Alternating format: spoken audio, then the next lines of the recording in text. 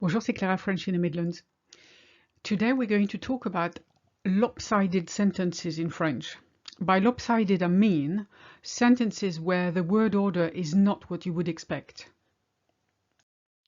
Now before we go any further, I just want to remind you that you can claim your free ebook, The 12 Golden Rules of French, at the link in the description.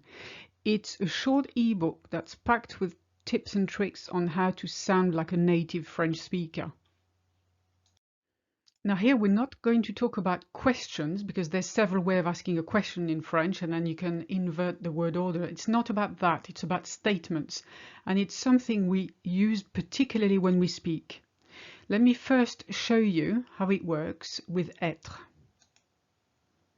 Il est nul ce couteau. So you see, instead of saying ce couteau est nul, this knife's rubbish or useless, you say il est nul ce couteau. You basically invert the end, nul, and then put couteau on the end.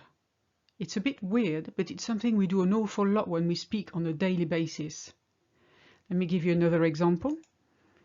Elle est belle ta maison, which means ta maison est belle. Elle est belle ta maison. All these examples are a bit more emphatic than just making a flat statement, ta maison est belle. So you would probably translate them as, this knife is really useless, your house is really beautiful, rather than just a flat sentence. Let's use some more examples so it really sinks in. The structure is always the same. Elle est sympa, comma, la copine de Julien. Instead of saying la copine de Julien est sympa, you do she's nice, Julien's girlfriend, instead of saying Julien's girlfriend is nice. Ils sont hyperactifs, ces enfants.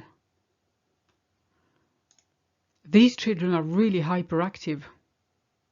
Again, you see the structure is the same. You put subject, verb, adjective, and then you bring back the subject on the end. Now, when you use it with other verbs, which is perfectly fine, you have to remember to use en. Because in the first sentence, eh bien, tu en fais du bruit, instead of tu fais beaucoup de bruit, you just change the whole thing, tu en fais du bruit. You have to use the en because you're saying you're doing a lot of it. And then you define what the it is, some noise. It sounds completely mad in English, but it works really well in French. You're making a lot of noise, aren't you? This is how you'd phrase it in English. Ils en ont de l'argent. Same again, instead of saying ils ont beaucoup d'argent, it's a way of emphasizing it in a more familiar way. They do have lots of money. It works exactly the same with the next two examples. Elles en ont du culot, instead of elles ont du culot. They're very cheeky, aren't they? Instead of they're very cheeky. Il y en a des enfants ici.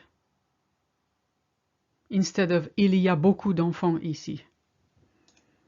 There's a lot of children here, or there are a lot of children here.